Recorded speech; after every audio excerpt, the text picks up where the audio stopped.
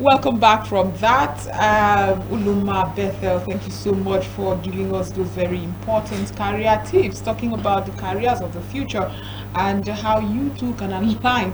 Baron, there's one day Uluma will say something and we will just quit our jobs here because she has this way of making you feel like there's so much out there. You should be making more than you're making. And you know, yesterday she told us there is time to say no. So yes, one you day can say no to your boss. One day you can say no to your boss. But before then, Uluma has to give us those plan Bs, so that we don't go to when town. to fall back. Yes. When you say no to your boss and he said, I want to see your back, and then you know where you go to. Well, we are now taking the conversation to something we promised at the beginning of the show, where we talked about safe cities. There's a safe city initiative that you must know about, just so that we can prevent accidents and get you to know about safety measures, improve road infrastructure and transport systems, and we will also push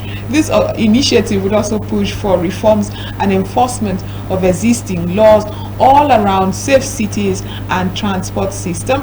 I'm sure you want to know the organization that has taken this huge, I call it huge because these are initiatives that government themselves have been struggling in several states, and even the federal government has been struggling to get us that safe city initiatives that get everybody to know what their responsibilities are, how you can avoid certain accidents.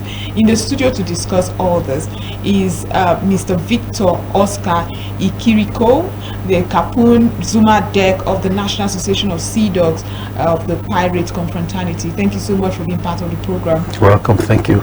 Yes, we also have the Deputy Corps Marshal who is retired, Mr. Jonas Agwu. It's fantastic to have you join us. Thank you very much. Yes, I mean, like you said, you are the. I am not the pirate. I am the friend of the pirate. He's a guest of the pirate. I'm a friend and a guest. Yes, yes. I'm really happy to have you join us on this conversation. But let me go first of all to the Kapun. You know, when you hear Sea Dog, when you hear Pirate Confraternity, it does not elicit or bring for all the right things. You think of cultism, you think of all the wrong things that you can summon up, especially in universities. But it's exciting to know that you have initiatives to help the people. Tell us first of all about this, the Pirate Confraternity.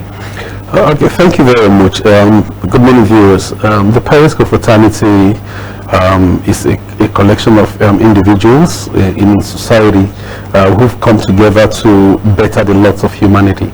Now, this association was formed in 1952, back then in the college, University College of Ibadan, by 7 young men who looked at the system at the time and said, look, what's obtaining here is not what or who we are, and there's need for us to, put things right, because we had this colonial mentality at the time that was basically eroding our traditional culture and what we're supposed to be.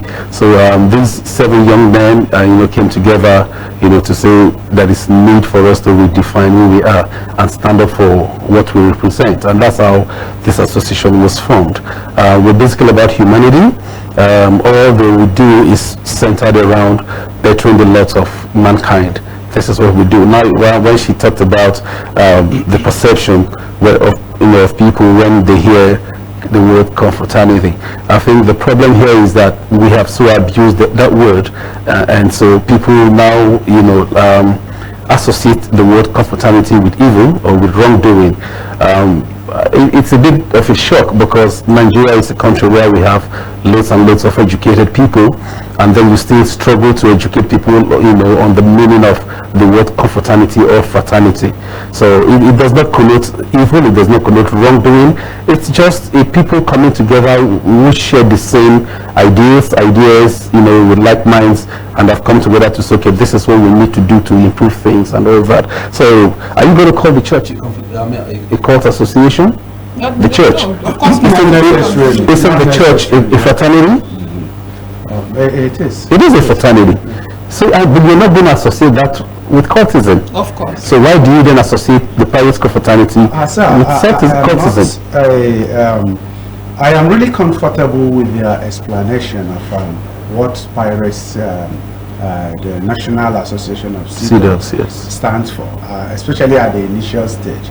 But I want to ask, what they stand for those days and what they stand for now, is it the same thing, or the people who cause mayhem and who cause in the schools, like all these cultism, killings, stealing, raping, and all sort of things associated with them? Are they different from what you are talking about now, what you're preaching? Okay, I'll take, because your question is in two parts, and I'm going to take them one at a time. What we stood for at the beginning has not changed. If there be any change at all, we have improved that. Okay, so that is on the one hand. Now, you talked about the killings and all the mayhem that goes on in the tertiary institutions. I like to believe that about now you know that the pirates' confraternity are not in any university, polytechnic, or college of education as we speak. Is that so? Yes, that's very correct. Okay. Now, the reason we pulled out of the collegiate system was exactly these things that you have just raised. Right. So because people struggled to, identify who the pirates are and who the pseudo confraternities are. Yeah, because that's what our viewers will be grappling with now. Exactly. When they say what happened in the universities, and you are now sitting down seeing a very gentleman dressed and telling us what they are giving back to the society, talking about humanity, then you will now begin to rack your sense. How am I confused? Where am I coming from? Is it actually what it used to be? This is the primary reason we pulled out of the collegiate system. Okay. So because we also struggled at some point to say, look, this is not who we are. But people found it very difficult to accept. So we said, okay, if this is what now goes on in the university system, then there's a need for us to pull out of that system, and come into the larger society, which is what we are. I am so happy you've cleared that, and we have to move on now to this event that you're having. My question would be to Mr. Agwu. I mean, like I said in my introduction, save cities and improved transport systems. These are things governments have been grappling with. How do you think that an organization such as this can achieve this initiative? Well, I let me first thank them for they woke me up from my retirement. when I got the tap on the back and I was told to come and talk, I was wondering, Save City, that's a huge project. Jeez. Because if we're trying to break down the real concept of a safe city, then we're looking at how we drive the safe use of the road using technology as a foundation. And that would mean that we are looking at some stakeholders within every community. We're looking at pedestrians, we're looking at cyclists, and we're looking at safe public transport. But if you heard him when he was speaking, the emphasis here would be, and I want to believe so, except he tells me otherwise, the emphasis would be, how do we ensure that we raise the level of awareness to ensure that people do the right things? Because if you're talking about a safe city concept, you must have the buy-in of the FCT minister and previous agencies, like what you said, that government has tried, because there's the funding component that's involved. If you don't have that buy-in, then it means, because you must talk about infrastructure. So I like the fact that, number one, they picked a pilot, and they picked a pilot from a place where I have worked and lived, so I have a better picture of how driving is in Warimpa. So I commend them for that. Now, the emphasis on education is quite key, because you hear most times we'll talk about communicating or talking education, whether you are talking to experts in Nigeria or outside Nigeria, they will tell you enforcement is critical, infrastructure is important, but then education supersedes all of this. Pick the FCT. Good roads, good infrastructure, not driving. True. So when we complain and say government should fix Ibadan, Lagos, fix Lokoja, Abuja, fix Abuja, Kaduna, the question you should ask is, how do we handle the good roads in Abuja? And that's where you appreciate their intervention to say, can we pick this pilot and see how over time we can keep talking, advocacy, public enlightenment, and see how we can change the mindset of the average road user. So I would come back to you. Is that what inspired you to start this project? Like we have established, it's huge. Oh, thank you once again. Yes, we understand, the place of education in any society. Now, I don't know how long you've lived in Abuja. Now, if you drive around Abuja on Sundays, for instance, when supposedly the roads are free, you'd marvel at the quantum of accidents that you find on the road. Why do these things happen? 80-85% of the accidents we see in Abuja are avoidable. Drunk driving, phone usage while on the road, so many other things. Now, so for us, there is the need to educate road users, vehicular and pedestrian alike. You find a man want to cross the road, there's a pedestrian bridge, he wouldn't use it, he would rather want to just run across. Oh my goodness. And then he gets hit by a vehicle. So these are the things. So we thought that it's important that we first grab the mindset of the average road user, educate that mind, and get that mind to be conscious of the risk of being careless on the road and the advantages of being mindful. So once you can capture the mind, then you have a full grasp of the man. So when he gets onto the road, you know that first he is safe and he is not a threat to other road users. So that's why we thought it's important to educate the people first. Yes, we're talking about infrastructure, which is very critical in any developed society or developing environment. But the first thing is that if we provide the infrastructure and we do not have the right mentality and mindset to use that infrastructure, what is the purpose of that infrastructure? So for us, the first thing is educate the average road user, and then all else will fall in place. Okay, educate the average road users. Are you in partnership with the Road Safety Commission, or you are on your own? No, this particular project, we actually reached out to them, and they've given us a lot of technical support.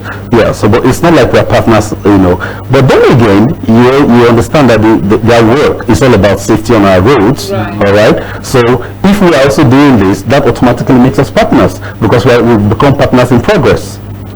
And I'm happy we have one who will give proper direction. I know who I asked that question because I am still coming to him. But we know when road safety was commissioned, our Nobel laureate, Professor Soyinka, happened to be, I think, the first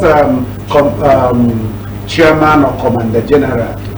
Okay, and today, the National Association of Cedars, which he is a member, one of the founders. Yeah, one of the founders. Yeah. And does he have something to do with him Right. keeping the fire burning in this? Well, let's be sincere. Prof, it stands out that he's a big masquerade when you talk about road safety. Now, if anyone that has an association with Prof gets that DNA about road safety, that becomes a kudos, right? So when I said I commend them for this initiative, you know why? Having spent some few decades in FRSC, I know that it's not a popular subject. Road safety is not a subject people are interested in, because there's this myth around the subject that, okay, it's not a very important thing. Let's focus on crime. Let's talk about terrorism or banditry or whatever. But road safety can wait. It's not that important.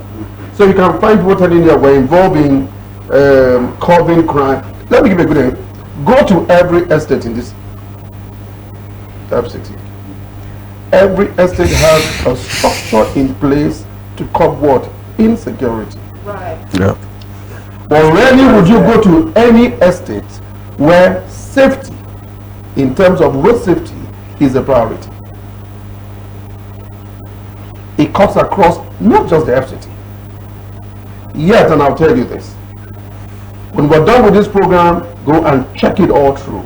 From the WHO data, from other interest groups. Globally, road traffic crashes, this is how WHO puts it, that 1 in every 3 deaths is caused by road traffic crash. Yet, in terms of policy direction, in terms of emphasis and funding, most times it's discovered that our sector commander in some states, when a governor buys 100 patrol vehicles, maybe we're lucky we're getting 1, and the other 99 goes in the name of let's fight. But I'm saying, just like you were saying, I had to call them in the office in Gwaripa. Last year they had about 191 crashes in Gwaripa. And when I saw that, I was like, Just 2023. I said, are you sure of this data? 2023. He said, yes, sir. Yes. And he said there are about 28 deaths or so in Gwarimpa. We're not talking about an expressway. It's a community where there are businesses, there are schools, there are communities. Like he said, check the driving habit in Gwarimpa on a Sunday and you're wondering whether people are doing a motor race. From Saturday morning. Right? So we're talking Gwarimpa. And if you check every other estate, it's the same driving mannerism that you get across. So that's why I said, I commend them for the effort.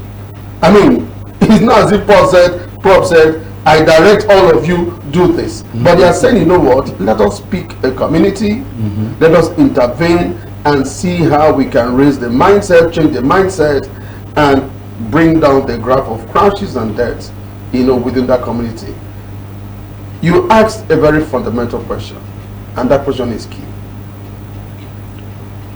Building that collaboration. Why I'm saying so is because I grew up in FRC, and I'll say that out of the number of years I spent in FRC, I spent those years doing awareness and awareness and awareness. And the key factor is collaboration. Because raising awareness is not a one-off thing. Okay.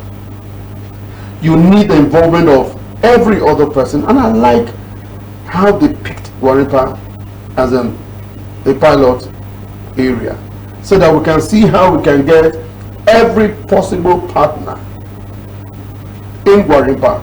Because the changing the mindset is not changing the mindset of just the people who use the road, as in drivers. Right.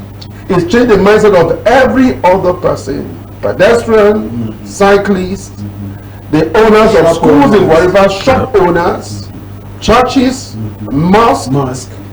When we can pull all of them together to talk safety, then, and I want to believe that they have worked out, their plans, and we look forward to us doing an evaluation, a post-mortem of the project 3 months after, 6 months, to see the extent to which we're changing mindset within Gwarimpa. Yeah, that's exactly where I am going to, from where I'm drawing my question. You see, raising awareness is important, but it is not just, it doesn't end there, because continuity is important. Bringing the stakeholders together is important. But then, is there any mechanism you put in place so as to say, between 1 month to the next month, this is what we are expecting? And we will also have feedback to know if we are actually meeting our target, and what is the technology you are going to use. Is it the manual thing that we've been using before, or is there any technology that will be put in place, maybe tracking devices or whatsoever, to make sure that this target set is being achieved? And if it is not achieved, what are we going to do about it? Thank you. One of the things we want to do later today is also to have a town hall meeting where, you know, all stakeholders are invited to attend, where we can have this, you know, very robust conversation as it relates to sustainability. First of all, why we're doing it, and then how we manage to sustain this effort. You know, so we're going to have that town hall meeting somewhere in Gwarinpa later today about noon today. We'll get into the lineup of activities. Yeah, so that's one of the measures, because you must have the buy-in of stakeholders. Exactly. Now, once you have the buy-in, you are no longer the only one who is canvassing this position. So this is one of the things we're doing. Might also want to see behind. Exactly. Exactly. Now, this is one of the things we're doing. The other thing we're doing, thankfully, the Federal Road Safety Corps have a very robust presence in Gwarinpa, and they have the means, you know, to measure or monitor accidents and other road mishaps and all that. So yes, we're going to work in close partnership with them to see how we monitor the effects of what we are doing today. You know, 2-3 months down the road, 6 months down the road, 1 year down the road. Like we said earlier, this is not a one-off project. It's something we're going to be doing, you know, either 6 monthly, bi-yearly or something. At the end of the day, we're going to have that synergy where we work with the Federal Road Safety Corps, the Nigeria Police, where we monitor progress and you know, identify gaps that needs to be filled, so that we become a better society at the end of the day. This is the focus. My question will go to the Deputy Corps Marshal retired. There's an attitude of commercial drivers that concerns me. It seems like they cannot drive without drinking. You see all sorts of alcohol being sold in the parks. Well, this initiative, for now, you say the pilot is in Gwarinpa. I would like us to address this issue. We don't have breathalyzers in Nigeria. I don't think we have equipment, if we do, then I'm just getting to know that. And how do we ensure that this education cascades to these individuals who feel like this is a way of shining your eye?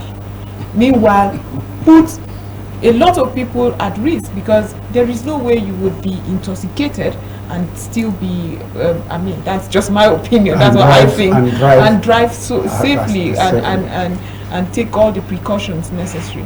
So how are we addressing this, and how can this education and awareness program address it really to the core? Well, like he explained earlier, of course, the commercial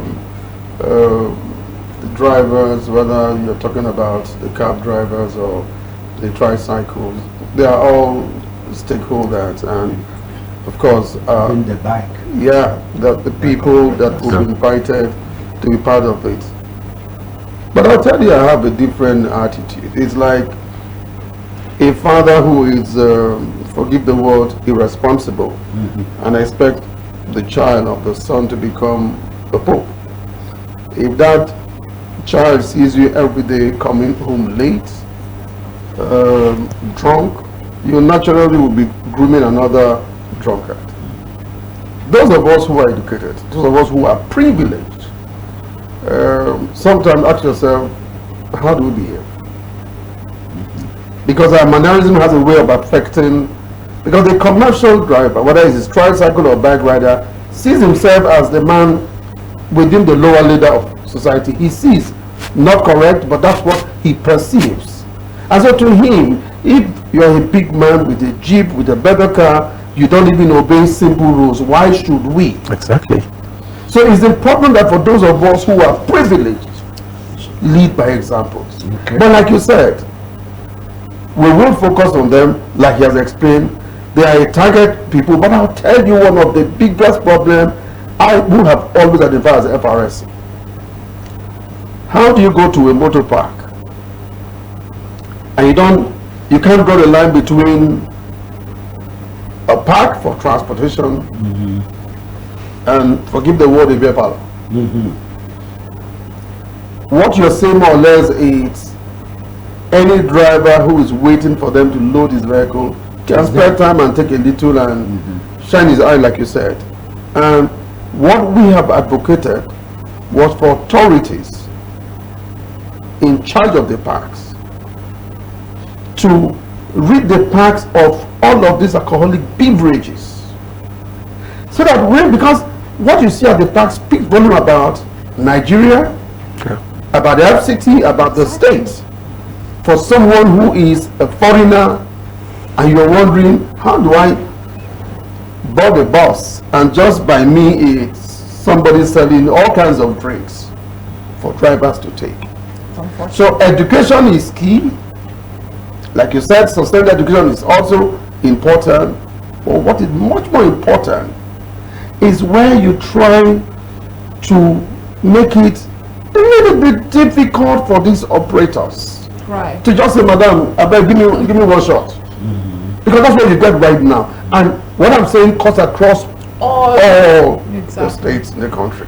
So I'll just, because we're really running out of time here. So I'll just like you to reel out the activities you have planned out. Okay. Now, when we leave here, later, like I said earlier, later today, we have this town hall meeting where all the stakeholders are going to be invited to be part of this conversation and ensure that going forward we are all in it to ensure that we keep the trend going.